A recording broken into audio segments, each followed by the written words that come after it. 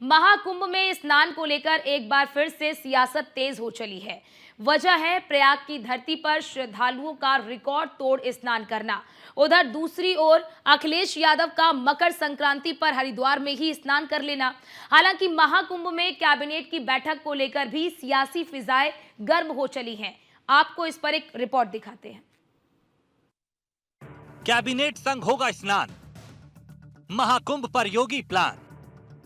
पुण्य पाप पे अखिलेश का ज्ञान, नहीं करेंगे स्नान सिर्फ करेंगे दान। महाकुंभ में देश और दुनिया से संगम के तट पे आस्था की डुबकी लगाने की कई तस्वीरें सामने आ रही हैं। करोड़ों की संख्या में श्रद्धालु स्नान करने के लिए भव्य, दिव्य और नव्य महाकुंभ में जुटने लगे हैं। हर स्नान पे रिकॉर्ड टूट रहे हैं। यही वजह है कि खुद सियासतदान भी प्रयाग की धरती पे पहुंचे।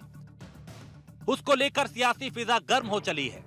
हालांकि एक तरफ जहां प्रयाग में स्नान को लेकर रिकॉर्ड टूट रहे थे, वहीं दूसरी तरफ हरिद्वार से एक ऐसी तस्वीर सामने आई जिसने स्नान पे सियासत तेज कर दी।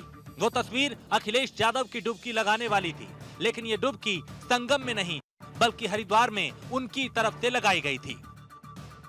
अब सवाल ये कि सियासतदानों की तरफ से महाकुंभ में होने वाली कैबिनेट की बैठक को लेकर भी सवाल उठ रहे हैं। प्रयाग के प्रभाव को वही समझता है, कुंभ के महत्व को वही समझ सकता है जिसकी सनातन के प्रति आस्था हो। जिन लोगों ने राम भक्तों पर गोलियां चलवाई हो, भगवान राम का मंदिर न बने इसके लिए सारे जतन और प्रयत्न किए हों, ऐसे लोगों को न कुंभ रास आ रहा है, न कुंभ में होने वाली बैठक रास आ रही है। माँ गंगा वो वहीं से निकलती है हरिद्वार से, तो वहाँ पे गए थे। वो उनकी श्रद्धा है, उनकी आस्था है। इसलिए भारतीय जनता पार्टी को संतुष्ट करने के लिए समाजवादी पार्टी ना राजनीति करती है, और ये जो मुद्दा है ये तो धर्म से जुड़ा मुद्दा है, आस्था से जुड़ा मुद्दा है, जो कि बहुत ही व्यक्तिगत होता है। समाजवादी पार्टी को, भारतीय जनता पार्टी को संतुष्ट करने की जरूरत नहीं है। हालांकि इन सबके बीच अखिलेश यादव की तरफ से हरिद्वार में लगाई गई डुबकी से पहले पाप और पुण्य का ज्ञान देकर संगम में जाने के संकेत भी दिए थे। अगर आप कहो तो तमाम वो पिक्चर्स मैं शेयर कर सकता हूँ आपसे, जिसमें समय समय पे मैंने गंगा में स्नान लिया है। कम से कम वो भी शेयर करें जो दूसरों को कह रहे हैं कि गंगा में नहाओ। और कुंभ में जाने की जो परंपरा है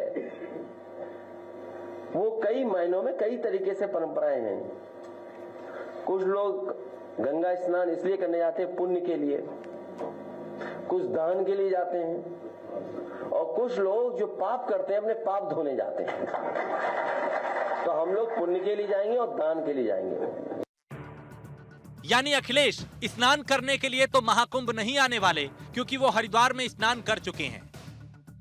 आपको बता दें कि अब तक संगम के तट पे 2 स्नान हो चुके हैं, जिसमें एक अमृत स्नान है। उसके बाद खुद योगी आदित्यनाथ स्नान करने के लिए अपनी पूरी कैबिनेट की टीम के साथ पहुंचने वाले हैं। दरअसल महाकुंभ में योगी लगाएंगे डुबकी।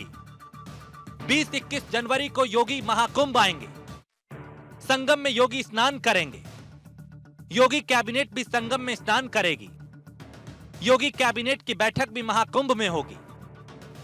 गौरतलब है कि 2019 में जब अर्धकुंभ हुआ था, तब भी योगी की पूरी टीम ने संगम में स्नान किया था, जिसके बाद 2022 सत्ता पर दूसरी बार सीएम योगी को सत्ता की चाबी मिली थी। अब एक बार फिर से ये मौका योगी कैबिनेट की पूरी टीम के पास होगा, जब वो 25 में महाकुंभ में डुबकी लगाएंगे और 27 के भी सत्ताधीश बन जाएंगे क्या? Bureau report, news 1 India.